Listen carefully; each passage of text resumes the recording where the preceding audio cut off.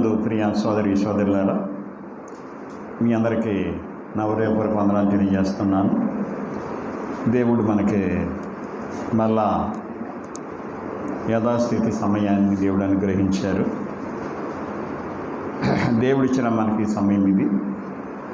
ఈ మధ్యకాలంలో మనం ఆరాధనలు ప్రార్థనలన్నీ కూడా భయంతో జరిగించుకున్నాము.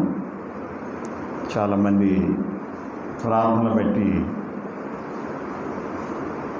గవర్నమెంట్ చేత ఫైన్లు కూడా వేయించుకున్నారు. ₹1,00,000 ₹2,00,000 కూడా ఫైన్లు వేయించుకున్నారు. ఎందుకంటే ఆరాధన చేయకుండా ఉండలేక చాలామంది చేయడం జరిగింది. దానికోసం గవర్నమెంట్ కూడా మళ్ళా తిరిగి వాళ్ళకి ఫైన్ వేసేసింది. ఏమైనా మళ్ళా ఒక సమయాన్ని మనకు దేవుడు ఇచ్చాడు. మొదట శతాబ్దంలో చాలాసార్లు ఇలాంటి ఇబ్బందులు కలిగాయి. వాళ్ళు ఆరాధన లేకుండా ఉన్నారు, కానీ వాళ్ళు ఆరాధనలో మేడ మీద సీక్రెట్గా ఆరాధన పెట్టుకోవడం, వాళ్ళు మళ్ళీ ప్రభుత్వాన్ని దొరికిపోవడం, ప్రభుత్వం వాళ్ళని బాధలు పెడతాం, హింసలు పెట్టడం, ఇవన్నీ మొదటి శతాబ్దంలో జరిగాయి. అపోస్తుల కార్యం అంతట్లో కూడా జరిగాయి. అదే పరిస్థితి మనం ఈరోజు కూడా మనం 2 ఏళ్ళ నుంచి అనిపిస్తున్నాం. ఏమైనా దేవుడు మనకి ఈ సమయాన్ని ఇచ్చారు, ఆయనకు మనం కృతజ్ఞతలు తెలియజేస్తున్నాం. మత్తయి సువార్త 5 అధ్యాయము 14-16 వచనాల్లోను, మార్కు సువార్త 4 అధ్యాయం 27-25లోను, అలాగే లూకా సువార్త 11 అధ్యాయం 30-36లోను యేసుక్రీస్తు ప్రభు అక్కడ దీపమును గురించినటువంటి ఒక ఉపమానం చెప్పారు. ఆయన దీపం గురించి మాట్లాడాడు. ఆయన దీపము ల్యాంపు గురించి ఆయన మాట్లాడారు. దీపము అనేటువంటి దానికోసం ఒక మంచి ఉపమానాన్ని యేసు ప్రభు చెప్పాడు. వెలుగుల గురించి మాట్లాడాడు, ఉప్పు గురించి మాట్లాడాడు, అలాగే వెలుగు లేక దీపం గురించి కూడా యేసుప్రభు మాట్లాడాడు.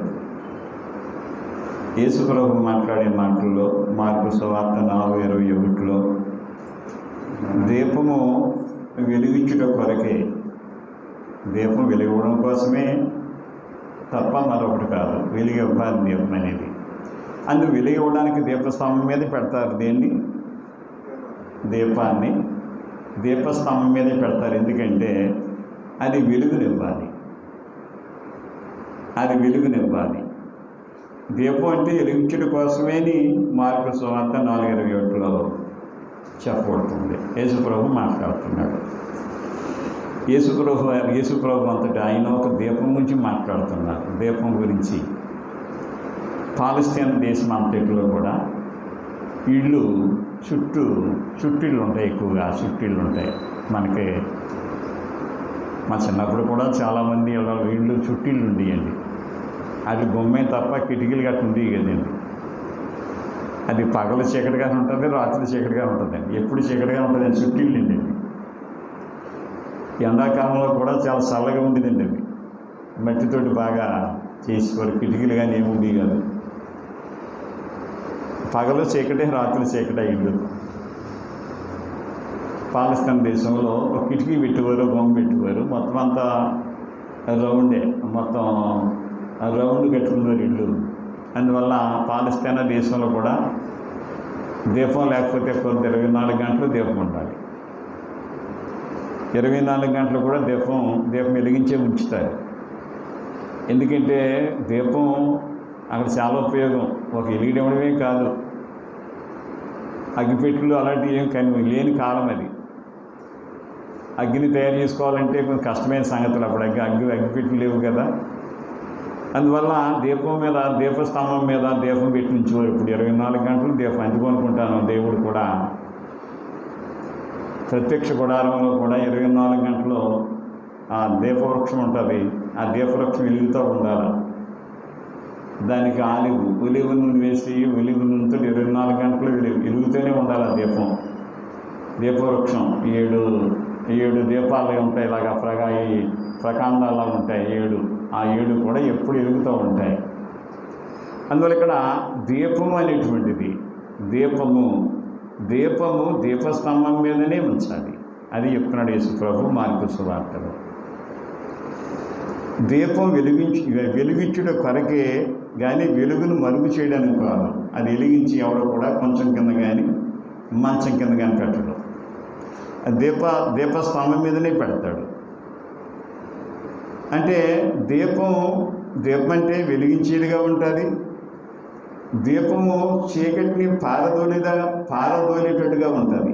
చీకటిని పారదోలాలి వెలుగు. అందుకు దీపం అంటే వెలిగించేది, చీకటిని పారదోలేది.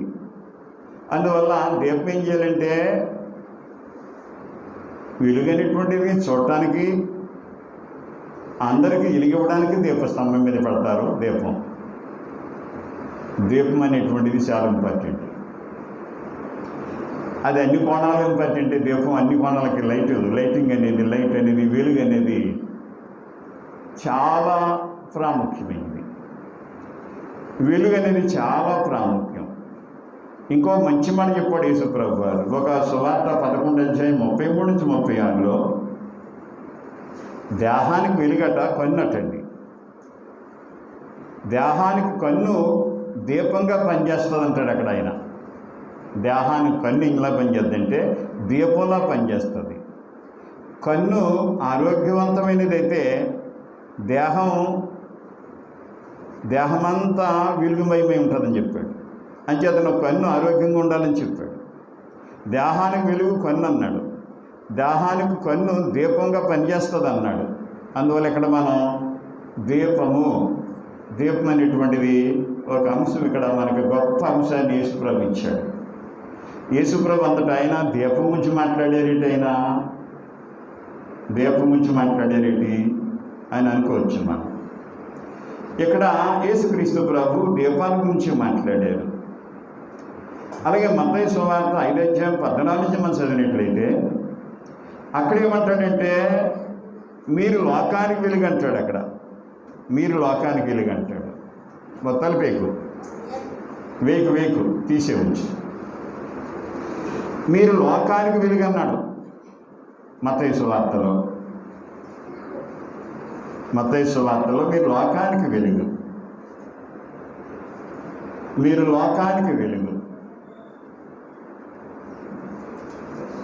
లోకానికి వెలుగు అని చెప్పాడు క్రీస్తు ప్రభు. మీరు లోకానికి వెలుగు. కనుక ఇక్కడ దీపము అనేటువంటిది ఒక అంశం మనం చూస్తాం. దీపం అనేటువంటిది దీపస్తంభం మీద పెట్టాలి. దీపం ఇప్పుడు 24 గంటలు వెలిగే ఉండాలి. ఇందులో గొప్ప అంశాన్ని మనం ఆలోచన చేద్దాం. చాలా గొప్ప అంశం ఉంది ఇక్కడ. ప్రభునందు ప్రియులారా, చాలా గొప్ప అంశాన్ని దాన్ని ఆలోచన చేద్దాం. దీపము అనేటువంటిది చాలా ప్రాముఖ్యమైనది. అంటే వెలుగు అనేటువంటిది నడిపించడానికి సహాయపడాలి. వెలుగంటే మనం చూస్తాం పూర్వకాలంలో సముద్రాల్లో ఓడలు నడవాలి, నదుల్లో నావలు నడిచేయి. వాటి కోసం ఏం చేసేవారంటే ఒడ్డుని దీపాలు వరుసగా పెట్టేవారు. ఎందుకంటే వాళ్ళు ఒడ్డుకు రావాలంటే దీపాలు కనపడుతూ ఉండాలి. సముద్రంలో వేటాడి లేక సముద్రంలో ప్రయాణాలు చేసి బయటకు వచ్చే వాళ్ళకి ఖచ్చితంగా లైట్లు పెట్టేవారు. ఏదో దీపాలు వెలిగించి పెట్టేవారు ఆ రోజుల్లో. తర్వాత లైట్ హౌస్లు వచ్చాయి. లైట్ హౌస్లు దేనికంటే వాడు ప్రయాణం చేసేటప్పుడు ఎక్కడ రీవ్ ఉంటుంది, ఎక్కడికి రావాలని దానికి లైట్ హౌస్ చూపించేది.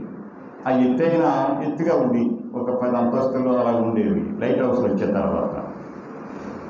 ఏదైనా వెలుగు అనేటువంటిది నడిపించడానికి అంత సముద్రంలో ప్రయాణం చేసే పెద్ద ఓడలు, ఆ వాళ్ళు ఒడ్డుకు రావాలంటే దీపం కావాలి, లైట్ కావాలి. కనుక ఆ దీపం లేకపోతే అది ఒడ్డుకు రావడానికి కుదరదు. అంటే ఓడలు, నావలు నదుల్లో నావలు, సముద్రాల్లో ఓడలు ఇవన్నీ ప్రయాణం చేయాలంటే దీపం అనేటువంటిది సహాయపడుతుంది. అందుకే ఏం చేసేవారంటే దీపాలు పెడుతూ ఉండేవారు. కనుక ఆ దీపం అనేటువంటిది చాలా ఇంపార్టెంట్. వెలుగు అనేటువంటిది చాలా ప్రాముఖ్యమైంది. ఇంకా మనం చూస్తే వెలుగు అనేటువంటిది హెచ్చరించే బాధ్యత కలిగి ఉంది. వెలుగు ఏం చేస్తుంటుందంటే హెచ్చరిస్తూ ఉంటుంది. వెలుగు లేకపోతే పట్టణాలన్నీ కూడా దొంగలమయమైపోతుంది, ప్రమాదాలు అయిపోతాయి, అన్ని యాక్సిడెంట్లు అయిపోతాయి పట్టణాల్లో, సిటీల్లో. ఎందుకంటే ఒకేసారి 200-300 మంది జంక్షన్కి వచ్చేస్తూ ఉంటారు. అందువల్ల ఆ జంక్షన్ ఏం చేస్తుంటారంటే వెలుగు అనేటువంటిది హెచ్చరించే బాధ్యత. అక్కడ జంక్షన్లో ఏం పెడతారు?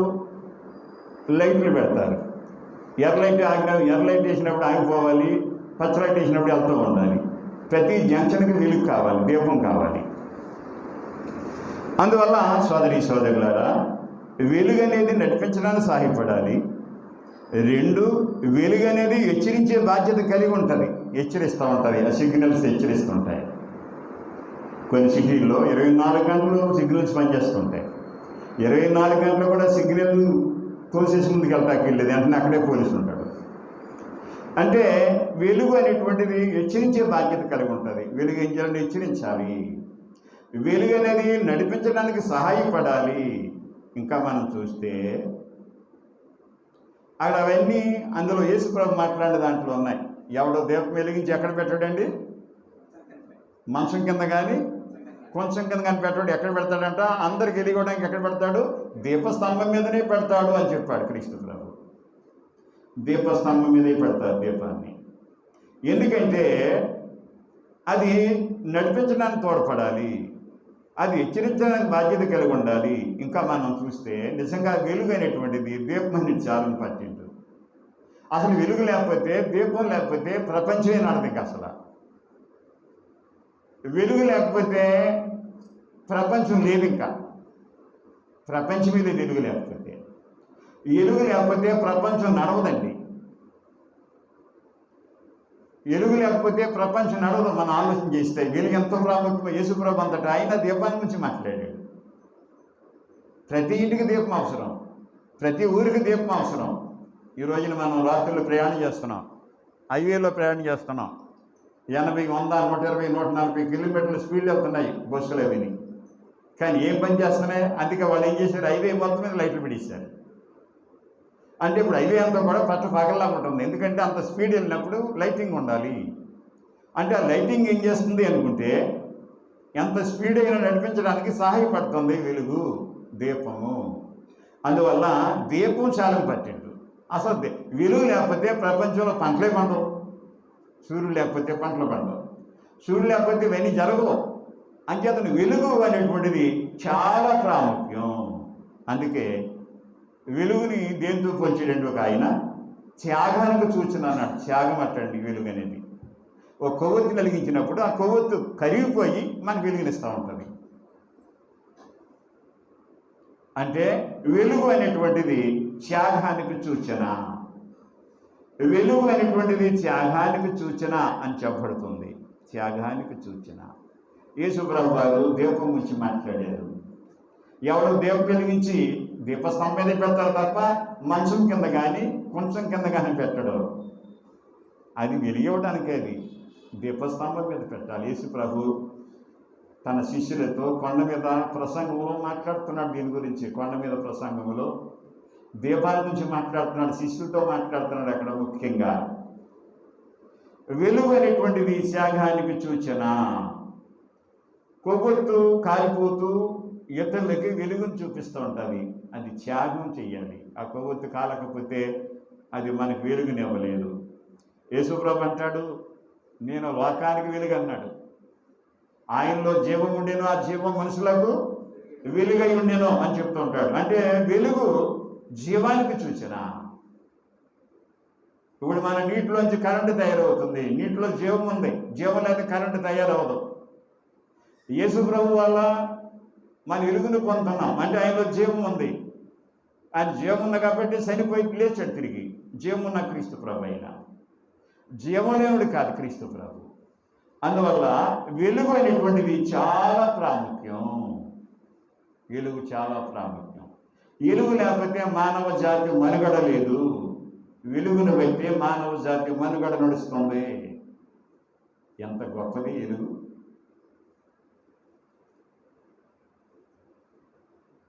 వెలుగు లేకపోతే ఇంట్లోకి రాత్రి కానీ కరెంట్ లేకపోతే జనాలు కుట్లాడేస్తున్నారు. కరెంట్ లేకపోతే ఒకరోజు వెలుగు లేకపోతే మనుషులు తినడానికి ఏమీ లేదు, బట్టలు లేవు, ఏమీ లేవు, టిఫిన్ లేవు, ఏముండదు. ఇంకా వెలుగు ఎంత ప్రాముఖ్యమైనది.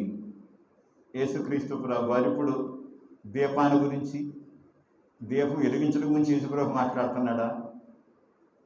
యేసుప్రభు దీపాన్ని గురించి మాట్లాడుతున్నారా? జాగ్రత్తగా చూడాలి మనం. దీపం యొక్క అవసరత గురించి యేసుప్రభు మాట్లాడుతున్నాడంటే ఏం మాట్లాడబోతున్నాడు క్రీస్తు ప్రభు అనేది మనం ఆలోచన చేయవలసిన అవసరం ఉంది. వెలుగు అనేటువంటిది నిజమే. వెలుగు లేకపోతే అగ్ని, వెలుగు ఇదంతా మానవుడికి 100కి 100 పాళ్ళు అవసరం. అది లేకపోతే మనిషి జీవితం నడవదు, ప్రపంచం నడవదు. 210 దేశాలు నడిచే అవకాశం లేదు, 730 కోట్లు నడిచే విధానం లేదు. అగ్ని లేకపోతే, వెలుగు లేకపోతే, దీపం లేకపోతే. అందువల్ల యేసు ప్రభు వారు వెలుగు గురించి మాట్లాడాడు, దీపం గురించి మాట్లాడాడు. దీంట్లో మనం గొప్ప గొప్ప అంశాలు దీంట్లో మనం చూడగలం. కనుక దీపం వెలిగించి దీపస్తంభం మీద పెట్టాలి కానీ కొంచెం కింద పెట్టకూడదంటే, కొంచెం కింద పెట్టినా, దీపం కింద పెట్టినా, మంచం కింద పెట్టినా మంచం కాలిపోతుంది. దాని ఉపయోగం ఉండదు కానీ నష్టం ఎక్కువ అవుతుంది. అది పైన పెట్టాలి. దీపస్తంభం మీద పెట్టేవారు. ఇప్పుడు మనకి దీపస్తంభాలు అవసరం లేదు. ఇప్పుడు కరెంట్లు మనం ఎక్కడిదాకా లాగేసుకుంటున్నాం, పైన వేసుకున్నాం, ఎక్కడిదాకా వేసుకుంటాం. కరెంట్ వచ్చింది కాబట్టి. అంతకుముందు దీపస్తంభం మీదే పెట్టేవారు దీపాన్ని. నిజమే. ఈ సమయంలో మనం ఆలోచన చేద్దాం. దీపస్తంభం యేసుక్రీస్తు ప్రభు మాట్లాడుతున్నది కేవలం దీపస్తంభం నుంచే కాదు. దీపస్తంభం అనేది ఉపమానం. యేసు ప్రభు వారు ఉపమానం అంటే ఏంటండి? పరలోక సంగతుల్ని భూలోక సంగతుల మీద పోల్చి చెప్పడాన్ని ఏమనేవారండి? ఉపమానం. యేసు ప్రభు వారు ఏది బోధించినా ఉపమానం చెప్పేవాడు. అంటే పరలోక సంగతుల్ని భూలోక సంగతి పోల్చి చెప్తున్నాడు. ఎందుకంటే ప్రజలకు సులువుగా అర్థం అవ్వాలని. యేసు ప్రభు వారి బోధలో ఎప్పుడు మర్మం లేదు. మర్మంగా బోధించాడు కదా ఆయన. అందరికి అర్థం అవ్వాలి, స్పష్టంగా అర్థమయ్యేటట్టుగా బోధించాడు. అందుకే ఉపమానాలు ఉపయోగించేవాడు ఆయన. ఉపమానం లేకుండా ఎప్పుడు బోధ చేయలేదండి ఆయన. ఉపమానం అంటే పరలోక సంగతుల్ని భూలోక సంగతులు పోల్చి చెప్పడం. మంచిది. ఇక్కడ దీపస్తంభం చెప్పాడంటే పరలోక సంగతి ఒకటి ఉంది. అక్కడ పరలోక సంగతి ఒకటి ఉంది. ఆ పరలోక సంగతి ఏంటి అని మనం చూస్తే, యేసు ప్రభు వారు లోకానికి వెలుగు. చూడండి 8వ అధ్యాయం యోహాను సువార్త. యోహాను సువార్త 8వ అధ్యాయంలో 12వ వచనం చదవండి. మరలా యేసు, నేను లోకమునకు వెలుగును, నన్ను వెంబడించేవాడు చీకటిలో నడవక జీవపు వెలుగు కలిగి ఉండెను. 9:5 యోహాను సువార్త. యోహాను సువార్త 9:5. నేను ఈ లోకంలో ఉన్నప్పుడు నేను లోకానికి వెలుగునని చెప్పాడు ఆయన. యేసు ప్రభు అంటే లోకానికి వెలుగు అన్నాడు. నేను లోకానికి వెలుగు. యేసు ప్రభు వారు ఉపమానం, దీపాన్ని గురించి ఉపమానం చెప్పాడు. ఉపమానం అంటే అందులో పరలోక సంగతి ఏదో ఇముడు ఉంది. తను వెంబడించిన వారితో మాట్లాడుతున్నాడు యేసుక్రీస్తు ప్రభు. మనం ఒకసారి మత్తయి సువార్త 5వ అధ్యాయము. ఈరోజు మనకు ఒక మంచి అవకాశం, దేవుడిచ్చిన అవకాశం, మళ్ళా మనం ప్రార్థన చేసుకునే అవకాశం ప్రభుత్వాలు మనకి ఇచ్చాయి. 5వ అధ్యాయము 16వ వచనములో 15వ వచనములో దీపాన్ని గురించి మాట్లాడాడు. 16వ వచనములో మనుష్యులు మీ సత్క్రియలను చూచి పరలోకమందున్న మీ తండ్రిని మహిమపరచినట్లు వారి ఎదుట మీరు ఏం చేయాలట? ప్రకాశింపనివ్వండి. మనుషులు దీపాన్ని వెలిగించి దీపస్తంభం మీద పట్టాలి. అలాగే ఆయన గమనించిన వాళ్ళు, ఆయన నమ్మిన వాళ్ళు, క్రైస్తవులైన వాళ్ళు మనుషులు మీ సత్క్రియలను చూచి పరలోకమందున్న మీ తండ్రిని మహిమపరిచినట్లు వారి ఎదుట మీ వెలుగుని ఏం చేయమన్నాడండి? ప్రకాశింపనియ్యండి. దీపస్తంభం మీద పెట్టండి మీ జీవితాన్ని. క్రైస్తవ జీవితాన్ని ఎత్తైన స్థలంలో కొండ మీద ఉండే పట్టణం ఏమవుతుందన్నాడండి? మరుగై ఉండదు. కొండ మీద ఉన్న పట్టణం అందరికీ కనపడుతుంటుంది. క్రైస్తవుడు ఎవరంటే కొండ మీద ఉండే పట్టణం లాంటి వాడు. ఎవరికి మరుగు ఉండకూడదు. ఇతరుల నుంచి యేసు ప్రభు దేవుడు సత్యం ప్రజలకి లోకానికి కనపడాలి అని చెప్పడానికి ఇక్కడ దీపానికి మించినటువంటి ఉపమానం చెప్పాడు. దీపం లేకపోతే ప్రపంచానికి జీవితం లేదు. అలాగే క్రైస్తవులు లేకపోతే, యేసు ప్రభు నమ్మిన వాడు లోకంలో లేకపోతే ఈ లోకానికి అర్థం లేదు. ఈ లోకానికి అర్థం ఉండదు. ఇంకా అంచేతను క్రైస్తవుడు ఎలా ఉండాలంటే వారి సత్క్రియలు కనబడాలి అని చెప్తున్నాడు. అతడు పవిత్రత కలిగి ఉండాలి. ఇతరుల్ని పవిత్రపరచడానికి అతడు కారకుడై ఉండాలి. అందుచేత సత్యం అనేది అందరూ చూడటానికి నిజమైన క్రైస్తవుడు ఏం చేస్తుంటాడంటే సత్యం కొరకు జీవిస్తుంటాడు. క్రైస్తవుడు ఎత్తైన స్థానంలో ఈ ప్రపంచానికి అవసరం. క్రైస్తవ్యాన్ని ప్రపంచమంతా ఎంత అడ్డుకున్నా, క్రైస్తవుని ఎంత అడ్డుకున్నా ఈ లోకానికి క్రైస్తవుడు అవసరం. ఈ లోకానికి 730 కోట్ల జనాభాకి క్రైస్తవ అవసరం.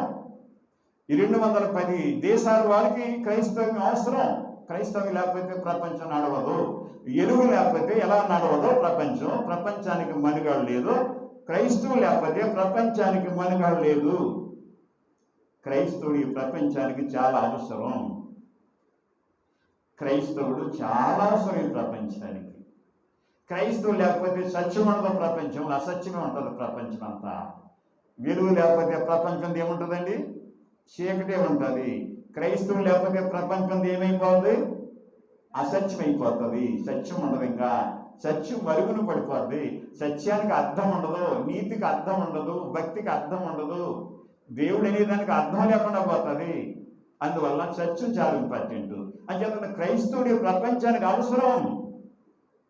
క్రైస్తవుడు ఎలాంటి వాడంటే వెలిగించిన దీపం లాంటి వాడు ఈ ప్రపంచానికి. నువ్వు ఎక్కడున్నా సరే, ఎవరి మధ్యలో ఉన్నా సరే, నువ్వు దీపం అన్నమాట. నువ్వు ఎక్కడుండు, ఏ వీధిలో ఉండు, ఏ ఊళ్ళో ఉండు, ఏ దేశంలో, అమెరికా, ఇంకో దేశం, ఎక్కడున్నా సరే నువ్వు దీపం లాంటి వాడివి క్రైస్తవుడు. క్రైస్తవుడు లేకపోతే ప్రపంచం ఏదైపోద్దండి? చీకటి అయిపోతుంది. సత్యం అడగ మనుగడ లేదు మానవ జాతికి. ఈరోజు ప్రపంచం ఉందంటే యేసుప్రభువే ఉంది. ఈ ప్రపంచం యేసుప్రభువే ఉందంటే లోకానికి అర్థం అవ్వదు, ఆత్మ సంబంధికి అర్థమవుతుంది, బైబిల్ ఎరిగిన వారికి అర్థమవుతుంది. అందరికి అర్థమయ్యే సంగతి కాదు. అని చూద్దాం ఒకసారి. మత్తయి సువార్త 6:22-23 వచ్చిన చదవండి. మత్తయి సువార్త 6:22-23 వచ్చిన. పరలోకమందు 28 వచ్చిన వాడు, దేహమునకు దీపము కన్నే కనుక నీ కన్ను తేటగా ఉన్నట్లయితే నీ దేహం అంతా వెలుగుమయమై ఉండేను. నీ కన్ను చెడిపోతే అవును. కనుక ఇక్కడ చాలా జాగ్రత్తగా చూడాలి. చాలా గొప్ప ఆలోచన చెయ్యాలి. ప్రపంచానికి వెలుగు ఎంత అవసరమో సోదరులారా, క్రైస్తవుడు అంత అవసరం.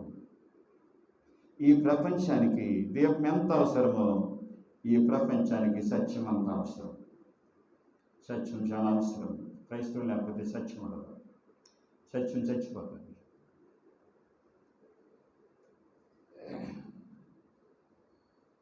ఈ ప్రపంచంలో సత్యం సంపూర్ణ ఉన్నట్లయితే ఎంత ప్రయోజనమో చెప్పలేనంత ప్రయోజనం అయిపోతుంది. అందుకే క్రైస్తవ వెలిగించిన దీపం లాంటిది. యేసుప్రభు ఇక్కడ ఇప్పుడు చదివింది శరీరానికి ఎవరంట? దీపం. కన్నే అన్నాడు యేసు ప్రభువు. ఇక్కడ దేహాన్ని గురించి దీపం కన్ను గురించి మాట్లాడతలేదు. నీ జీవితానికి హృదయం ప్రాముఖ్యమైంది. నీ హృదయం బాగుంటే నీ జీవితం అంతా బాగుంటుందని చెప్తున్నాడు. చెప్తా ఉన్నాడు యేసుక్రీస్తు ప్రభు. వెలుగు చాలా ప్రాముఖ్యమైంది. సత్యం చాలా ప్రాముఖ్యమైంది. క్రైస్తవ్యం చాలా ప్రాముఖ్యమైంది. అందుకే వెలుగులో ఉన్న వారికి దేవుడు కొన్ని వాగ్దానాలు చేశాడు. వెలుగులో జీవించే వారికి కొన్ని వాగ్దానాలు చేశాడు దేవుడు. యోబు గ్రంథం 22వ అధ్యాయం 28వ వచనం చదవాలి.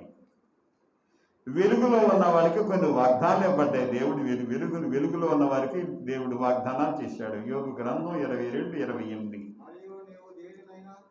అయ్యో నీవు దేనినైనా యోచన చేయగా అది నీకు స్థిరపరచబడును, నీ మార్గముల మీద వెలుగు ప్రకాశించును. అవును. నీవు పడబోయినప్పుడు, నీవు పడద్రోయబడినప్పుడు నీవు చూచెదవు, వినయము గలవాడిని ఆయన రక్షించును. ఓకే, మళ్ళీ చదవండి. నీ మార్గముల మీద వెలుగు ప్రకాశించును. మరియు నీవు దేనినైనా యోచన చేయగా అది నీకు స్థిరపరచబడును, నీ మార్గముల మీద వెలుగు ప్రకాశించును. చూడండి, అక్కడ వెలుగు యొక్క వాగ్దానం, వెలుగుకి వాగ్దానం చేశాడు దేవుడు. వెలుగుకి వాగ్దానం చేయబడింది. క్రైస్తవ్యం దీపస్తంభం మీద పెట్టిన దీపము లాంటిది. క్రైస్తవ్యం కొండ మీద కట్టిన పట్టణము లాంటిది. క్రైస్తవుడు మళ్ళా చదువుదాం. మత్తయి 5:16 మళ్ళా చదవండి. మత్తయి 5:16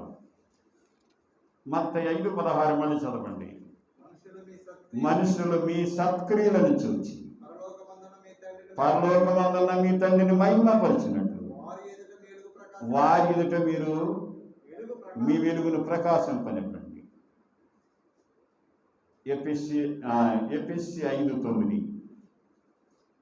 వెలుగు, ప్రపంచానికి వెలుగు చాలా అవసరం. వెలుగు లేకపోతే ప్రపంచానికి మనుగడ లేదు. ప్రపంచానికే మనుగడ లేదు వెలుగు లేకపోతే. వెలుగు జీవితం జీవించే వాళ్ళకు వాగ్దానం చేయబడింది. చదవండి, 5:9. వెలుగు గురించి మాట్లాడుతున్నాడు. వెలుగులోంచి ఏమొస్తాయంటే వెలుగులోంచి ఏమొస్తుందంటే సకల విధమైన మంచితనం వస్తుంది. అందులో నీతి, సత్యం అనే దాంట్లో ఉంటాయి. వెలుగులో ఉంటాయి. వెలుగులో ఏముంటాయి చెప్పండి. అక్కడ అపొస్తలుడైన పౌలు వెలుగులో ఏముంటాయి, వెలుగు అంటే ఏంటో అర్థం కాకపోవచ్చు. అప్పుడు ఆ రోజుల్లో వెలుగుని దేవుడని పూజించారు ప్రజలు. వెలుగుని దేవతని పూజించారు. వెలుగు లేకపోతే జీవితం లేదని వెలుగుని దేవతగా మార్చేశారు. వెలుగే దేవుడు అన్నారు. అందుకే ఉదయం లేచి ప్రతి ఒక్కరు ఏం చేశాడు, చాలామంది ఏం చేశారంటే సూర్యుని పూజించడం ప్రారంభించారు. చాలామంది చంద్రుని పూజించడం ప్రారంభించారు. ఎందుకంటే చంద్రుడు లేకపోతే, సూర్యుడు లేకపోతే వెలుగు మనకు కలగొస్తుంది అని చెప్పి దేవతలు ఎవరంటే సూర్యుడు, చంద్రుడు అన్నారు.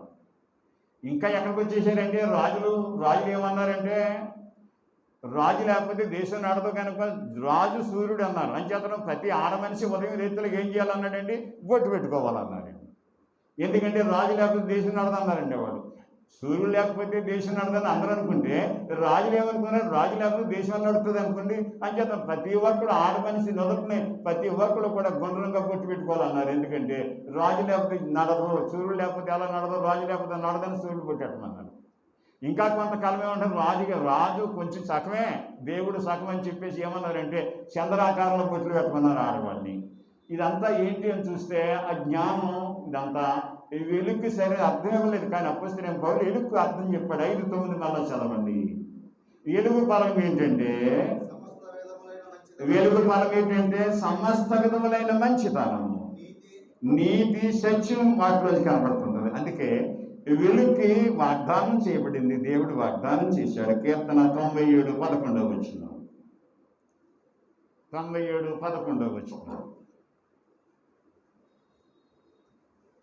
కీర్తన 97:11.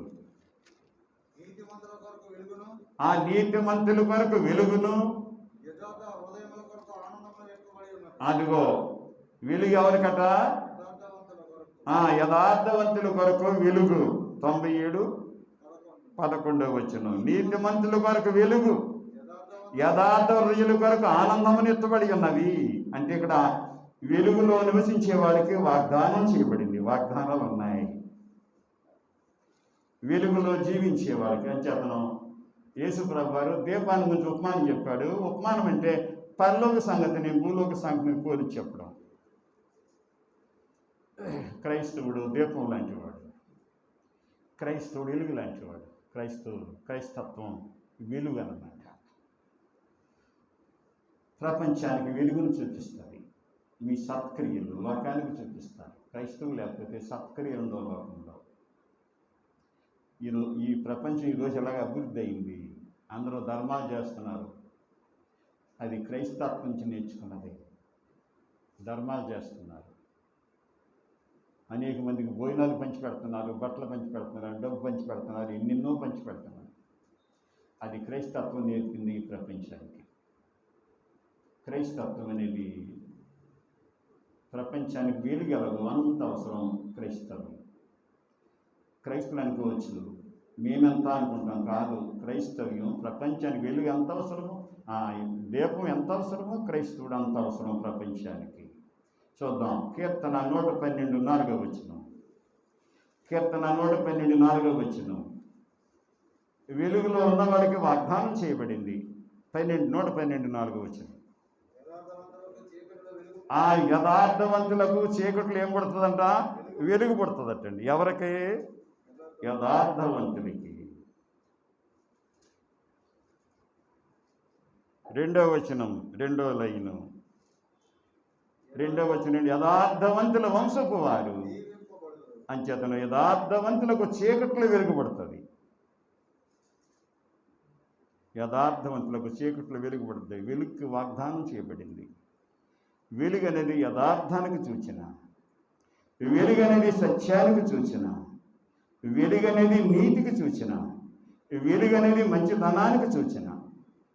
అంటే యేసుప్రభు వారు దీపాన్ని గురించి మాట్లాడాడు. యేసుప్రభు అంతటి వాడు దీపాన్ని గురించి మాట్లాడతాడంటే దీపం ఎంత అవసరమో ప్రపంచానికి ఆయన వెంబడించిన ప్రజలు అంత అవసరమని యేసుప్రభు బోధించాడు. చూద్దాం, సామెతల గ్రంథం 4:18 వచనములో యేసుప్రభు చెప్పిన దీపమైనటువంటి ఉపమానం, దీపాన్ని గురించిన ఉపమానం చెప్పిన దాంట్లో నుంచి నేను బాగా చేస్తున్నాను. సోదరులారా, దీపం ప్రపంచాన్ని మనం ఎప్పుడు ఆలోచించాలి. దీపం గురించి చాలామంది లైట్ స్విచ్ చేసిన వెంటనే ఏం చేస్తారండి? లైట్ స్విచ్ చేసిన వెంటనే ఏం చేస్తుంటారండి? చాలామంది ఏం చేస్తుంటారు? లైట్ అని చూస్తారా? ఇప్పుడు లైట్ వేసినప్పుడు స్విచ్ చేసినప్పుడు లైట్ అని చూస్తారని చెప్తున్నానండి నేను. లైట్ వేసిన వెంటనే ఏం చేస్తారండి? ముద్దు పెట్టుకుంటారు. మీరు ఇప్పుడు చూడలేదా? లైట్ వేసిన వెంటనే దేవుడికి ప్రార్థన చేయాలి. ముద్దు పెట్టుకుని ఎందుకో తెలియదు అనుకుని ఎవడో చేసేటో చూశాడు, పెట్టుకున్నాడు. ఎవరో ఆవిడ పొద్దుట వచ్చి ఎలా చూసేదండి పైకి, ఇంటి ఎదురు ఉన్నవాడు చేసిందని ఆవిడ పైకి చూసేదట్టండి, ఆ పక్కవాడు చేసిందని ఆవిడ పైకి చూసేదట్టండి, ఇదంతా పైకి చూస్తున్నారటండి. ఒక ఆవిడ కొత్తగా వచ్చిందంటే ఏంటి ఇదంతా పైకి చూస్తున్నారట అన్నదంట.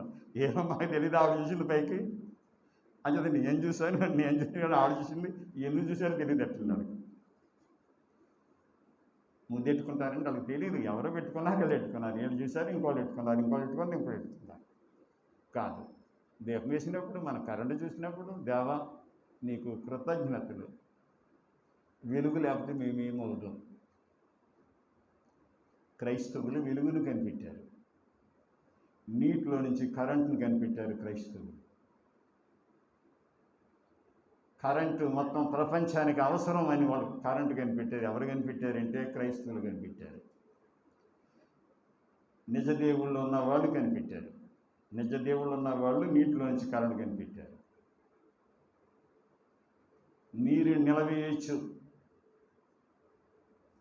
1 లక్ష, 2 లక్షల, 3 లక్షల ఎకరాల పంటలు పండించవచ్చు. 10 లక్షల ఎకరాల పంట పండించి నిలవేయచ్చు.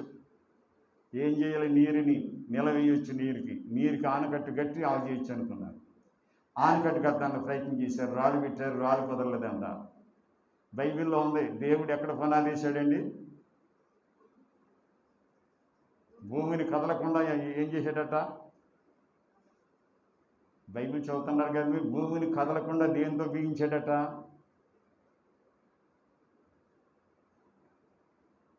సముద్రానికి సరిహద్దు ఏంటండి? సముద్రానికి ఇసుకే సరిహద్దు అండి. ఇసుక చేస్తుంది సముద్రాన్ని. అంచేతను పునాదిగా మనం ఆనకట్టు కట్టాలంటే రాళ్ళ మీద కడితే ఆనకట్టు ఉండదు, ఇసుక మీద కట్టాలనుకున్నారండి వాళ్ళు. అందువల్ల ఇసుక మీద పునాది వేశారండి ఆనకట్టు కట్టడానికి. ఇదంతా ఎక్కడ జ్ఞానం అంటే బైబిల్లో జ్ఞానం. ఇది బైబిల్ జ్ఞానం కలిగిన వాళ్ళే కనిపెట్టారు. నీరు దాయొచ్చు, ప్రాజెక్టు కట్టి నిలవేయచ్చు, దానికి తాళవేసి బిగించవచ్చు. ఎందుకంటే దేవుడు కూడా దీనికి తాళవేసి బిగించాడటండి. ఈ భూమి కదలకుండా దేంతో బిగించడం ఉందని వాక్యంలో చెప్పాలి. మీరు కదలకుండా ఉంటాక దేంతో బిగించాలి కదా, బిగించకపోతే ఉండదు, కదులుతుంటుంది కదా. దేవుడట ఈ భూమి కదలకుండా కొండలతో బిగించాడటండి. దేంతో బిగించాడు? కొండలతో బిగించాడు. చూడండి, మీరు ఏ ప్రాంతానికి వెళ్ళినా కొండలు ఉంటాయండి. ఎందుకంట ఈ భూమిని బిగించడానికి దేంతో బిగించాడంట? కొండలతో బిగించాడంట, కదలకుండా బిగించాడంట. యోబు గ్రంథంలో ఉంటుందండి. అందువల్ల ఇక్కడ ఈ సమయంలో మనం ఆలోచన చేస్తున్నాం. వెలుగుకి దేవుడు వాగ్దానం చేశాడు. 4:18 సామెతల గ్రంథం. పగలకు వరకు ఏకువ వెలుగు తేజరిల్లినట్లు నీతిమంతుల మార్గం అంతకంతకు తేజరిల్లును. వెలుగు వాగ్దానపరమైంది. క్రైస్తవులకి, ఆయన నమ్మిన వాళ్ళకి వాగ్దానం చేశాడు. వెలుగులో ఉన్న వాళ్ళకి. మళ్ళా చదువు 4:18. పగలకు వరకు వేకువ వెలుగు తేజరిల్లు వరకు నీతిమంతుల మార్గం అంతకంతకు ఏమవుద్దట? తేజరవుతుంది. అందువల్ల వెలుగు వాగ్దానం చేయబడింది. నా ప్రియ సోదరి సోదరులారా, హృదయం బాగుంటే జీవితం అంతా బాగుంటుంది అని చెప్పాడు. అదేంటంటే నీ కన్ను బాగుంటే నీ దేహం అంతా బాగుంటుంది అన్నాడు. నీ కన్ను అంటే నీ హృదయం నుంచి మాట్లాడాడు. హృదయం చాలా ప్రాముఖ్యమైంది. ఈ సమయంలో మనం దేవుని వాక్యం చూస్తాం. యెషయా గ్రంథం 58 8వ వచనంలో, యెషయా గ్రంథం 58 చెప్పండి ఎవరు? హలో. యెషయా గ్రంథం 58 8వ వచనం. యెషయా గ్రంథం 58:8.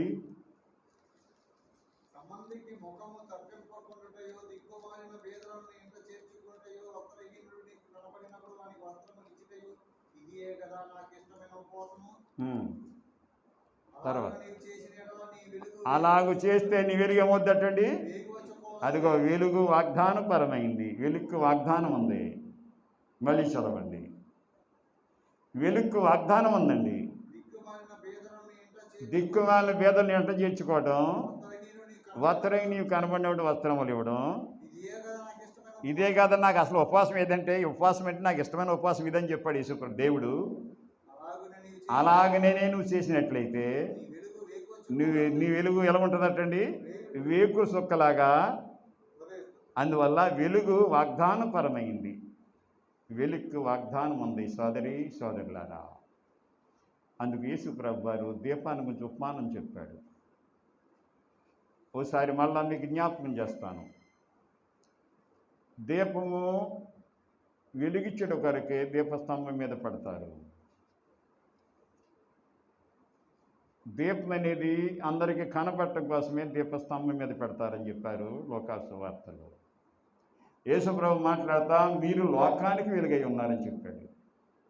మీరు అంటే ఆయన వెంబడించిన వాళ్ళు, మీరంటే ఆయన నమ్మిన వాళ్ళు, మీరు అంటే క్రైస్తవులు, మీరంటే వెలుగులో ఉన్నవాళ్ళు. అందుకే యేసుప్రభు వారు నేను లోకానికి వెలుగు అన్నాడు. ఆయనలో జీవం ఉండి నా జీవం మనుషులకు వెలుగై ఉండేను.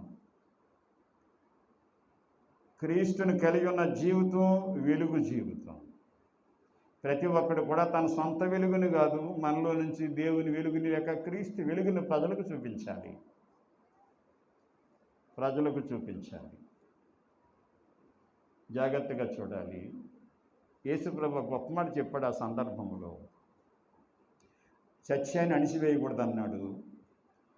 కొలిసిన కొల ప్రకారంగానే నీకు కొలబడద్దు అన్నాడు. అది చాలామందికి అర్థం కాకపోవచ్చు.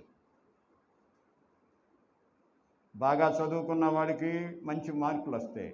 బాగా చదువుకున్నవాడు ఉద్యోగానికి అర్హుడవుతాడు. చదువు అనేది బాగా చదువుకున్నప్పుడు దానికి తగిన ప్రతిఫలం పొందుతాడు. మనం కొలిసిన కొలత చొప్పుననే అన్నమాట. ఆ చదివిన వ్యక్తి చదువుని బట్టే అతని జీవితం విధానం ఉంటుంది. కష్టపడి అన్నారు, కష్టపడ్డ దాన్ని బట్టి అతని సంపాదన ఉంటుంది. అలాగే దేవుల్లో కూడా దేవుల్లో ఉన్న విధానాన్ని బట్టే ఒక మనిషి జీవితం ఉంటుంది. దేవుళ్ళ విధానం ఎలా ఉందో దాన్ని బట్టే ఉంటుంది. క్రైస్తవ్యం కొలిసిన కొల ప్రకారంగానే క్రైస్తవ్యం కొనసాగుతుంది. నువ్వు దేవుని విధానాలు ఎంత పూర్తిగా ఉన్నావో అంత అలాగనే నీకు కార్యక్రమాలు జరుగుతుంటాయి. నువ్వు కష్టపడే విధానం ఎంత బాగుంటుందో అంతగా నువ్వు ఆ కష్టానికి ఫలితాన్ని అనిపిస్తావు. ఒక చదివే మనిషి, చదివే కుర్రోడు ఆ చదివిన దాన్ని బట్టే అతని మార్కులు, అతని ఉద్యోగం, అతని స్థితిగతులు. ఇప్పుడు చాలామంది నిరుద్యోగులు ఎక్కువ ఉంటున్నారు, చదువుకున్నవాడు ఎక్కువైపోయారు. కానీ బాగా చదువుకున్నవాడి ఖాళీ లేరు. బాగా చదువుకున్నవాడు చదువుతుంటే, ఇంజనీరింగ్ చదువుతుంటేనే వాళ్ళు అప్పుడే ఇంకా సంవత్సరం ఉండగానే వాళ్ళు ఉద్యోగాలు తీసేసుకుంటున్నారు వచ్చి. కొన్ని చదువులు చదువుతుంటే వాళ్ళు ఇంకా చదువుతుండగానే వాళ్ళు అప్పుడే ఉద్యోగాన్ని రిజర్వ్ చేసేసుకుంటున్నారు తీసుకెళ్ళిపోయి. ఏ పని చేస్తామంటే కొలిసిన కొల ప్రకారంగానే ఉంటుంది ఒకళ్ళ జీవితం. నువ్వు ఏ కొల ప్రకారం కొలుస్తావో అదే కొలత నీకు కొలపడుతుంది అన్నాడు యేసుక్రీస్తు ప్రభు. ఇంకొక మాట చెప్పాడు ఆయన, కలిగిన వానికే మరింత సమృద్ధి అన్నాడు. మార్కు 4:20 చూడండి. కలిగిన వానికే మరింత సమృద్ధి అంట. అదేంటది? లేని వాడిని ఉన్నది కూడా తీసేస్తాడని ఉంది అక్కడ. చదవండి ఒకసారి మార్కు సువార్త 4:25 వచనములో. లేని వానికి కలిగినది కలిగిన వానికే ఇయ్యబడును, లేని వానికి కలిగినది తీసివేయబడదంట. చూడండి ఎలాగుంది, ఇది ఎలాగుంది. కలిగిన వానికే మరింత సమృద్ధి అటండి. ఎందుకంటే కలిగిన వానికే మరింత సమృద్ధి అంటే అతను దేని పడతాడో దాన్ని గట్టిగా పడతాడు, గట్టిగా పట్టి సాధిస్తాడన్నమాట. చదువు విషయాల్లో కానీ, కష్టపడే విధానంలో కానీ, దేవుని విషయాల్లో కానీ, ఏ విషయంలోనే సరే అతను అనుకున్న దాన్ని సాధించేస్తాడు. అందుకే కొలిచిన కొల ప్రకారంగానే ఒకళ్ళ జీవితం కొనసాగుతుంది. అందుకే మనం సత్యాన్ని అణిచివేయకూడదు. నిజమైన క్రైస్తవుడు సత్యం కొరకు జీవిస్తాడు. సత్యం అనేది అందరూ చూచుట కొరకే సత్యంలో జీవించవలసిన అవసరం ఉంది. చివరిగా ముగింపుకొద్దాం మనం. వెలుగులో జీవించే క్రైస్తవులు వాళ్ళు దేవుని విధానాల్లో క్రమశిక్షణతో వాళ్ళు జీవిస్తారు. దేవుని పని చేయడానికి సహాయపడతారు. వాళ్ళు సత్యం కొరకు పోరాడుతుంటారు. నడిపించడంలో లోకానికి వెలుగుగా ఉంటారు వాళ్ళు. ఎఫెసీ 5:9 చదివాను దాకా మీరు. రోమా 13:12 చదవండి ఒకసారి. 13:12 చదవండి, ముగించేస్తాను. 13:12 రోమా. రాత్రి చాలా గడిచి పగలు సమీపం ఉన్నది కనుక మన అంధకారికలను విసర్జించి ఎలుగు సంబంధమైన యుద్ధోపకరణం ధరించుకోవాలి. మనం చాలా గడిచిపోయింది. 13:12 మళ్ళీ చదవండి. వచ్చిందండి. రాత్రి చాలా గడిచిపోయింది, పగలు సమీపం ఉందంటే దేవుడు ఇక్కడ మాట్లాడేది, ఆ పౌలు గారు మాట్లాడేది వెలుగు చీకటి గురించి కాదు. చాలా సమయం అయిపోయింది, ఇంకా సమయం కొంచెమే ఉంది. చాలా సమయం అయిపోయింది, ఇంకా కొంచెం సమయం ఉంది. మళ్ళీ చదవండి. రాత్రి చాలా గడిచిపోయిందంటే చాలా సమయం అయిపోయింది. ఇంచుమించు చాలా % లోకం అది సమీపం అయిపోయింది. లోకం మరి తీసివేయబడటానికి చాలా కాలం అయిపోయింది. పగలు సమీపంగా ఉంది కనుక మనము అంధకార క్రియలు అందువల్ల మనం ఏం చేయాలంటే చీకటి సంబంధమైన క్రియలు విసర్జించి తేజ సంబంధమైన వెలుగు సంబంధమైన యుద్ధోపకరణం ధరించుకోవాలి మనం. ఎందుకంటే ఇది పోరాటం అని చెప్పాడు ఎఫెసీ పత్రిక 6వ అధ్యాయంలో. అందువల్ల వెలుగులో విశ్వాసులు విధులు ఏంటంటే దేవుని పని చేస్తాం, క్రమశిక్షణతో కూడిన ఆరాధన, సత్యం కొరకు పోరాటం, నడిచే విధానం, నీతి, మంచితనం, యథార్థమైనటువంటి దాన్ని చూపించాడు. ఇది వెలుగులో నడిచే క్రైస్తవుల యొక్క విధులు. యేసు ప్రభు వెలుగును గురించినట్టు ఉపమానం చెప్పాడు. యేసు ప్రభు మాట్లాడింది దీపం గురించి మాట్లాడటం కాదు, ఆయన అమడించిన ప్రజలు లోకానికి వెలుగుగా ఉండాలి. యేసు ప్రభు వారు 12 మంది శిష్యులు ఏర్పరచుకున్నాడు. 12 మంది శిష్యులు బోధిస్తున్నాడు, మీరు లోకానికి వెలుగై ఉన్నారు. మీరు లోకమంతా నా వర్తమానం బోధించాలి, ఎందుకంటే లోకానికి వెలుగు మీరు. అందుకే అపోస్తలులు, యేసు ప్రభు శిష్యులు ఒక్కొక్కడు ఒక దేశానికి వచ్చేసి వాళ్ళ వర్తమానం వెలుగునిచ్చారు. యేసు ప్రభు వెలుగుని ప్రపంచమంతా నింపారు వాళ్ళు. మా ఇండియాకి వచ్చేసాడు, ఇంకొక ఆయన ఇంకో దేశం వెళ్ళిపోయాడు, ఇంకొక ఆయన ఇంకో దేశం వెళ్ళిపోయాడు. మీరు లోకానికి వెలుగు అన్నాడంటే ఆ వెలుగుని లోకాన్ని చూపించారు వాళ్ళు. లోకాన్ని చూపించి వాళ్ళ ప్రాణాలు కోల్పోయారు. మొదటి శతాబ్దం క్రైస్తవులు కూడా లోకానికి వెలుగును చూపించి వాళ్ళ జీవితాలు పోగొట్టుకున్నారు. స్టెఫన్ లాంటి ఆయన రాళ్ళతో కొట్టేశారు ఆయన్ని. వెలుగుని లోకాన్ని బోధిస్తుంటే రాళ్ళతో కొట్టి చంపేశారు. ఎంతోమంది క్రైస్తవులను తారు పోసి అంటించి చంపేశారు వెలుగుని లోకాన్ని బోధిస్తున్నారని. అపోస్తలులు కూడా ఒక్కొక్కరు ఒక విధంగా చంపేశారు. తోమాని బలింతో పొడిచి చంపేశారు. చెన్నై సముద్రం వారిని, మద్రాసు సముద్రం వారిని పొడిచి చంపేశారు. వాళ్ళందరూ లోకానికి వెలుగైపోయారు. వాళ్ళు కరిగిపోయారు. ఈ లోకానికి కొవ్వొత్తు కరిగిపోయి వెలుగునిచ్చినట్టుగా మొదటి శతాబ్దంలో ఉన్నటువంటి యేసు ప్రభు శిష్యులు కానీ క్రైస్తవులు కానీ వాళ్ళ జీవితాలను త్యాగం చేసేసారు. వెలుగంటే త్యాగం చేయడం. త్యాగం చేస్తే మరొకరు వెలిగింపడతారు. త్యాగం చేయకపోతే మరొకరు వెలిగింపడరు. అంచేతన క్రైస్తవ్యం త్యాగపూరితమైంది. క్రైస్తవ్యం త్యాగంతో కూడింది. త్యాగం లేకపోతే క్రైస్తవ్యం ఉండదు. జీవానికి సూచన. సూర్యుడు వెలుగు జీవానికి ఎలాగైతే తోడ్పడుతుందో క్రైస్తవుడు కూడా జీవానికి తోడ్పడాలి. క్రైస్తవ జీవితం ఇతరులని జీవింపజేసేది. అందువల్ల నా ప్రియ సోదరి సోదరులారా, దీపం వెలిగించి ఎక్కడ పెట్టాలి? దీపస్తంభం మీద పెట్టాలి. అంటే మనం అందరం కూడా మన సత్క్రియల్ని అందరూ చూసేటట్టుగా ఎత్తైన స్థలంలో ప్రజలకు అందరికీ కనపడేట్టుగా క్రైస్తవ జీవించాలనేది యేసు ప్రభు బోధిస్తున్న బోధ. మరి ఈ వాక్యాన్ని మీరు అందరూ విన్నారు. మీ జీవితాల్లో మన జీవితాల్లో దీన్ని మనం తీసుకొని జీవిద్దాం, ఆశీర్వాదాలు పొందాం. వెలుగుకి ఆశీర్వాదాలు ఉన్నాయి. మీ అందరికీ వందనాలు.